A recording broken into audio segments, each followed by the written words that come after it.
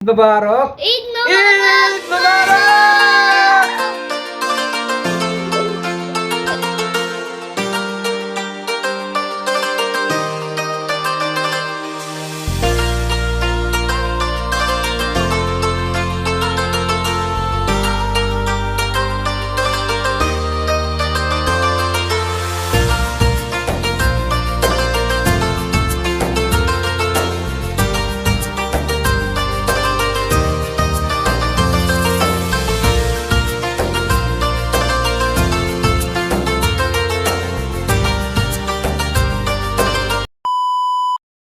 আসসালামু আলাইকুম।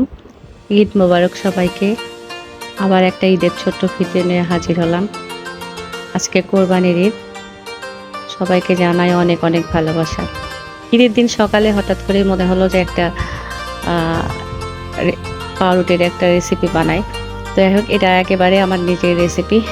আমি এই যে পাউরুটি ছিল ঘরে, এটা দিয়ে আমি 3টা ডিম ভেঙে নিলাম। পরপর 3টা ডিম দিয়ে এখানে পরিমাণ মতো চিনি, তারপরে সাদা তিল আর একটু বেকিং পাউডার দিয়ে পুরোটা দিয়ে আমি এটা করে নেব, মিক্সড করে নেব। কাঁটা চামচ আছে পাশে, কাঁটা চামচ দিয়ে আমি মিক্সড করে নেব। এটা ভালো মতো মিক্সড করে নিয়ে এর মধ্যে আবার বেকিং পাউডার দিয়ে দিব। সাদা তিল দিলাম, এখানে সাদা তিল দিয়ে পছন্দ মতো দিলাম, আমি যতটুকু খাবো সাদা তিল দিয়ে নিলাম। ভালো করে মিক্সড করতে হবে। এটা ভালো করে মিক্সড করে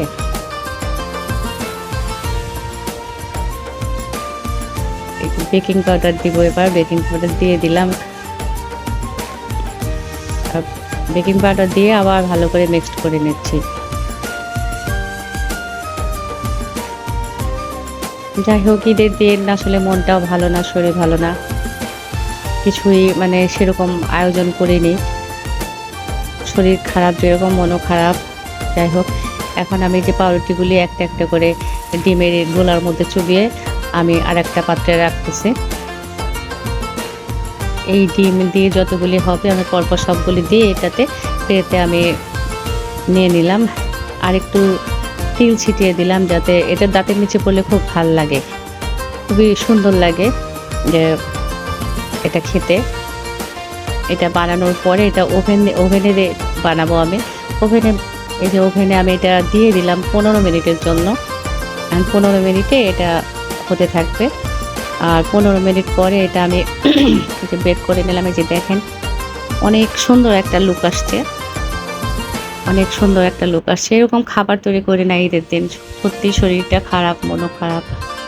এখন কিছু তো একটা করতে হয়। যাই হোক, এর মধ্যে আমি উপর থেকে ড্যানিশ দিয়ে দিব। ড্যানিশ দিয়ে আমি বাচ্চাদের এটা খেতে দেব। এটা খুবই টেস্টি।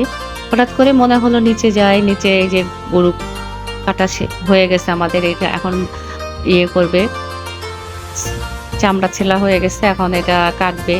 আমাকে ডাকছিল বারবার, আপা উপরে আসেন, আমরা গরুর পিস করবো, একটু আপনি থাকলে ভালো হয়। পরে আমি নিচে গিয়ে ওখানে আমি দেখলাম, খুব খারাপ লাগছিল। কোরবানির ঈদ, অনেক পশু মানে আজকে জবাই হয়েছে। তারপরেও আলহামদুলিল্লাহ, আল্লাহর কাছে অনেক অনেক শুকরিয়া যে কোরবানি দিয়ে সবাইকে, আমাদের নিজেদের পরিচিত মানুষদের, যারা আমাদের আপনজন পরিচিত মানুষ আছে, যারা আমাদের সাথে অনেক হেল্প করে কাজে কর্মে অনেক কিছুতে, তাদের আমরা মাংস দিয়ে থাকি।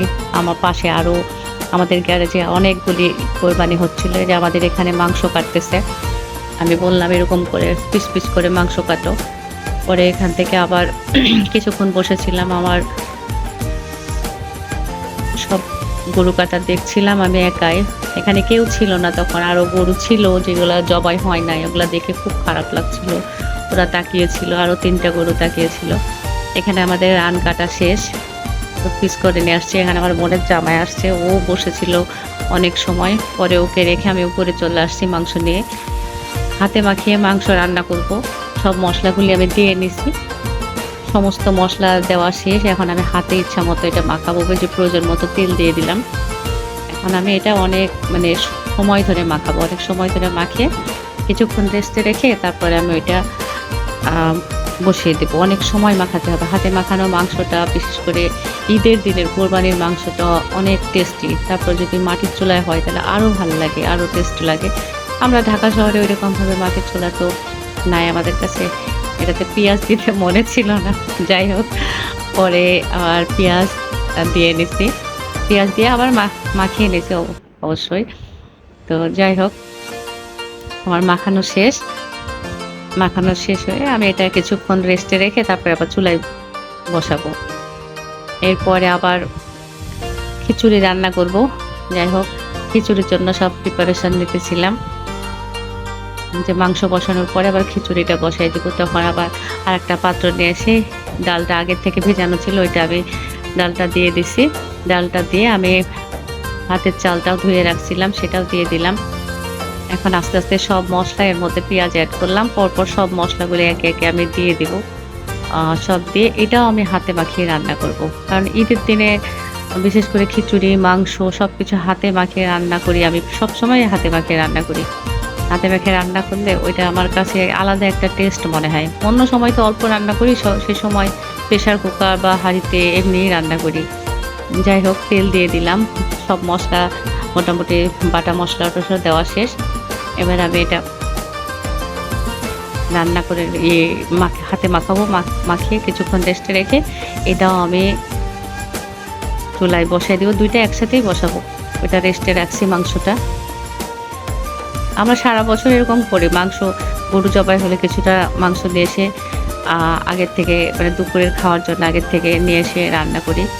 হলুদ লবণ সব মশলা দিয়ে হাতে মাখানো। এটা আমার হাতে মাখানো শেষ। এই যে আমি যথেষ্ট মানে সময় নিয়ে মাখালাম। যাই হোক, এই যে মাখানো শেষ হয়ে গেলে এখন আমি রেস্টে রেখে কিছুক্ষণ পরে এটা আমি বসাই দেব। যাই হোক, পাউরুটি যেটা আমি টোস্ট করছিলাম এসে দেখি অর্ধেক খাওয়া শেষ। বললাম না যে সেরকম কোনো আয়োজন রান্না করিনি, একটু পায়েস এই সেই।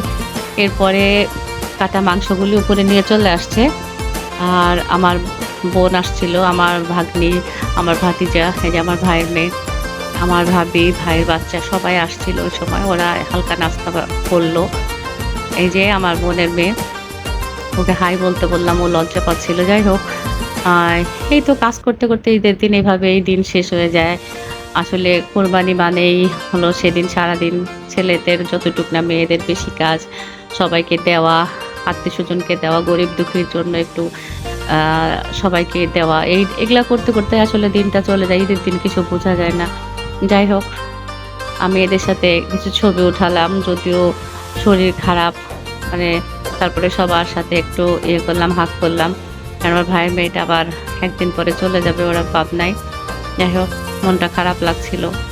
আর ছোট বোনটাও আসে নাই, ও রংপুর ঈদ করতে গেছে শ্বশুর বাড়ি। বড় বোনও আসে নাই, ছুটি কম, ও মহাখালী আছে।